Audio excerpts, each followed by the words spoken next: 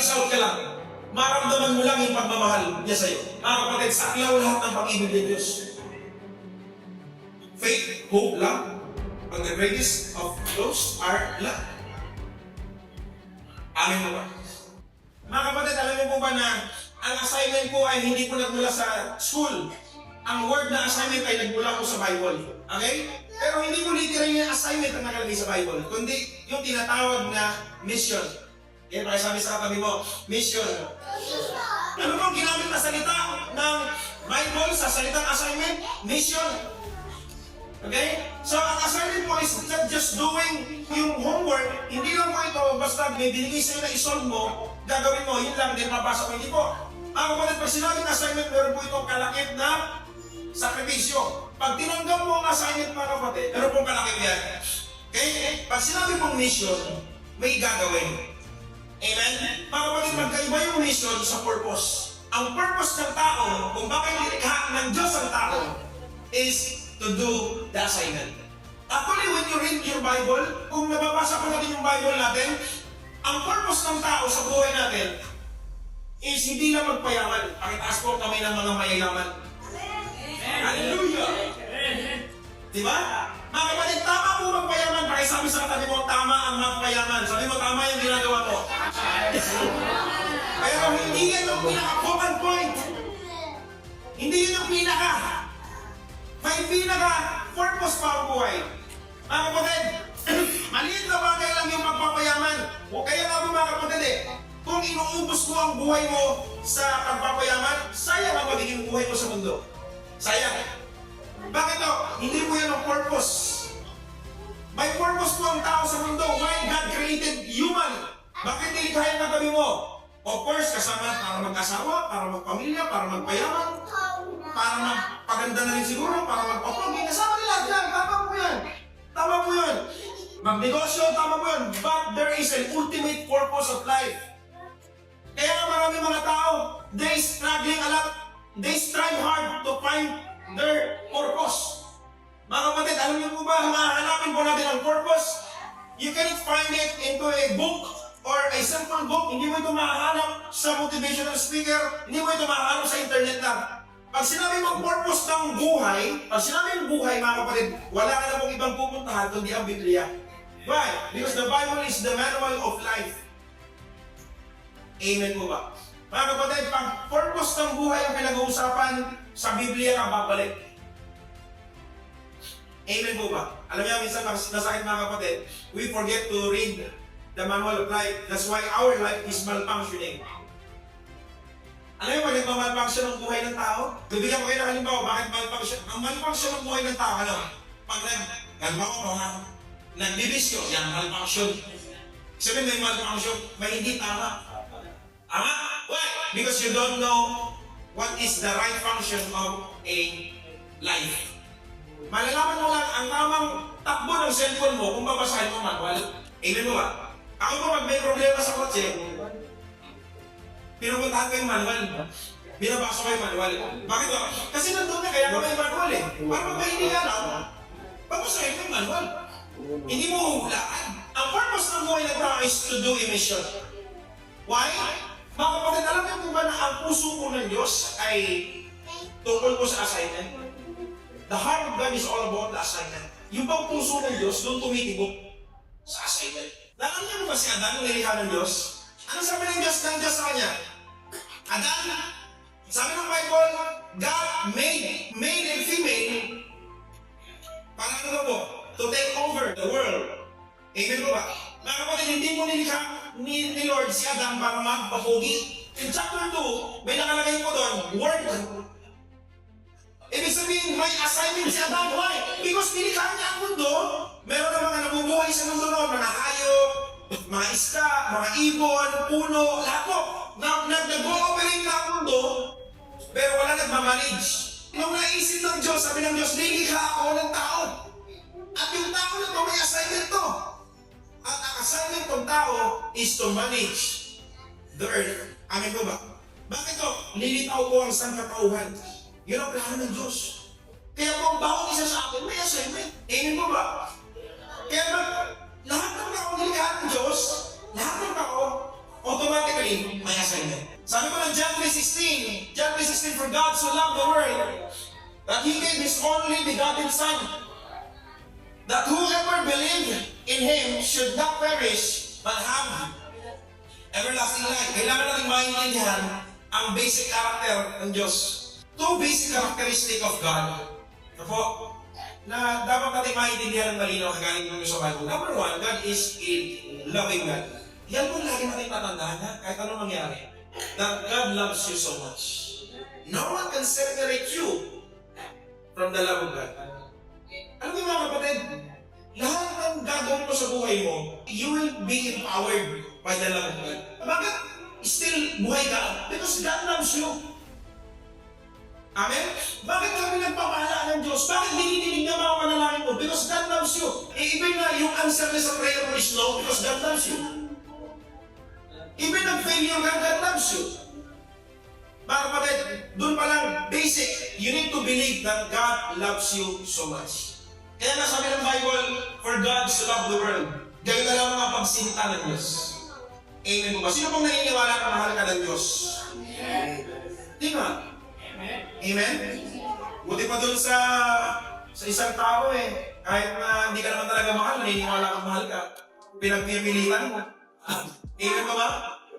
Pero kay Lord, bakit? Mukhaan na sinasabi ng Diyos, mahal ka ng Panginoon. Amen po? And then sumunod po, pangalawang characteristic ng Panginoon is God is a just God. Ano ibig sabihin ng just? Siya po ay makatwiran. Ang Panginoon ko ay makatwiran. Kahit na, di ba, pansin niyo po, Lord, akala mo ba mahal niyo ako? Bakit Lord, pinapalo niyo ako? Kaya nga mo ang Diyos ay mapagmahal at makatwiran. Hindi porque mahal ka ng Diyos, hindi ka didisiplinahin. Why? Kasi yung po yung dalawang characteristic ng Diyos, mapagmahal siya, ang makatwiran siya. Amen po ba? Amen? Number one, mission flows from the character of God. The mission flows from the character of God. Mga kapatid, mahalaga po na maintindihan natin na doon po nag-flow yung assignment na po from the character of God. Why yung naman assignment? Because God is a loving God. God is a just God. Amen po?